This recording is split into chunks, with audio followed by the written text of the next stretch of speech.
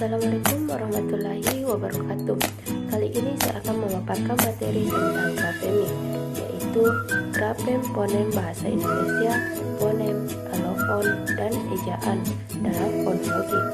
Sebelum itu, perkenalkan, nama saya Fitra Nopilani dengan NIM 230501501 dari kelas A, Prodi Pendidikan Bahasa dan Sastra Indonesia. Grafem fonem bahasa Indonesia. 1. Grafem fonem vokal. Grafem E digunakan untuk melambangkan dua buah fonem, yaitu fonem vokal E dan E. Grafem fonem diptok. Fonem diptok AU dilambangkan dengan gabungan grafem A dan U yang dapat menduduki posisi awal dan akhir kata. Fonem diptok I dilambangkan dengan gabungan grafem O dan I, dan fonem diptok E dilambangkan dengan gabungan grafem E dan I. Ketiga diptok terakhir hanya menduduki posisi akhir kata. Grafem fonem konsonan. Grafem P selain digunakan untuk melambangkan fonem P, juga dipakai untuk melambangkan fonem B sebagai koda dari sebuah silabel. Grafem T selain digunakan untuk melambangkan fonem T, juga digunakan untuk melambangkan fonem D sebagai koda dari sebuah silabel. Grafem P digunakan juga untuk melambangkan fonem F karena menyesuaikan dengan ejaan asli unsur leksikal yang diserap. Fonem K selain untuk melambangkan fonem K, digunakan juga untuk melambangkan fonem G yang berposisi sebagai koda dalam satu silabel. Grafem N selain digunakan untuk melambangkan fonem N, juga digunakan untuk melambangkan fonem N pada posisi di muka fonem konsonan J dan C. Gabungan fonem masih digunakan, yaitu gabungan grafem eng untuk melambangkan fonem eng, gabungan grafem n untuk melambangkan fonem en, dan gabungan grafem e untuk melambangkan fonem e.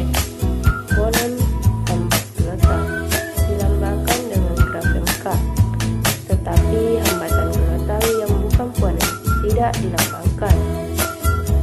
Bunyi, luncuran atau glider W dan Y tidak dilambangkan dengan grafem apa-apa.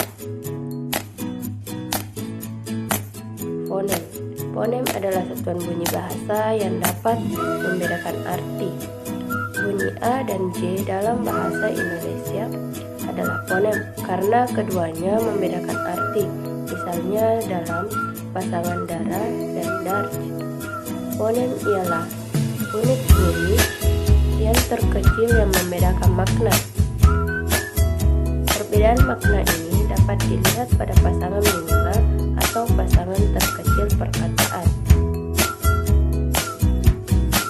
Jenis-jenis fonem yaitu fonem vokal, fonem konsonan, dan fonem diptok.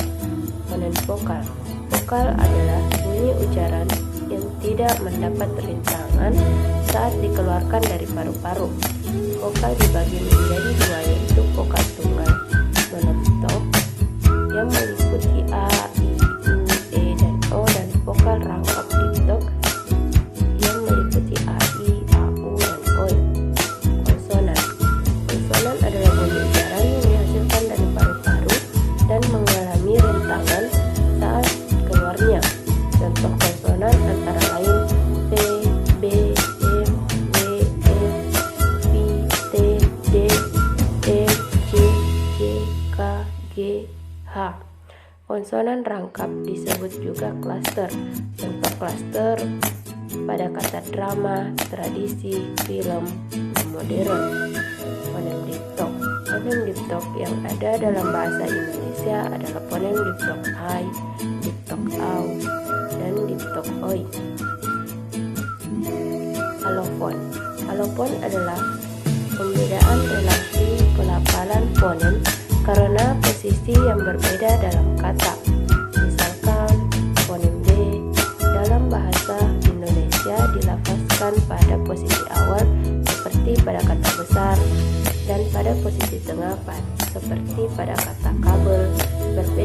fonem ini pada posisi akhir seperti kata jawab. Kalau kita melihat kembali pembicaraan mengenai vokal, maka kita melihat bahwa bunyi vokal depan tinggi ada dua, yaitu vokal depan tinggi atas I dan vokal depan tinggi bawah I. Begitu juga vokal belakang tinggi ada dua, yaitu vokal belakang tinggi atas U dan vokal belakang tinggi bawah U. Demikian juga vokal belakang sedang ada dua, yaitu vokal belakang sedang O dan vokal belakang sedang bawah O. Ejaan. Ejaan adalah gambaran bunyi bahasa dalam tulisan serta penggunaan tanda baca. Penggunaan huruf, penggunaan kata, dan penggunaan tanda baca tidak boleh diabaikan karena akan mengakibatkan perbedaan makna. Ejaan yang berlaku dalam bahasa Indonesia saat ini adalah ejaan yang disempurnakan, yang diresmikan penggunaannya pada tanggal 17 Agustus 1972, yang sebelumnya menggunakan ejaan Republik atau ejaan Suwandi. Sekarang ejaan yang disempurnakan yang berlaku adalah yang terbaru, yakni ejaan yang disempurnakan berdasarkan Peraturan Menteri Pendidikan Nomor 46 Tahun 2009. Dalam ejaan bahasa Indonesia yang disempurnakan terdiri atas 5 pembahasan, yaitu pemakaian huruf, yaitu abjad, vokal, diktok, konsonan, persukuan, dan nama diri. Yang kedua, penulisan huruf seperti huruf kapital, huruf miring, huruf tebal. Yang ketiga, penulisan kata, kata dasar, kata turunan, kata ulang, kata gabung, kata depan, artikel, angka, dan bilangan. Yang keempat, tanda baca. Yang kelima, penulisan unsur serapan. Sekian pemaparan saya kali ini. Saya ucapkan terima kasih dan saya akhiri dengan salam. Wassalamualaikum warahmatullahi wabarakatuh.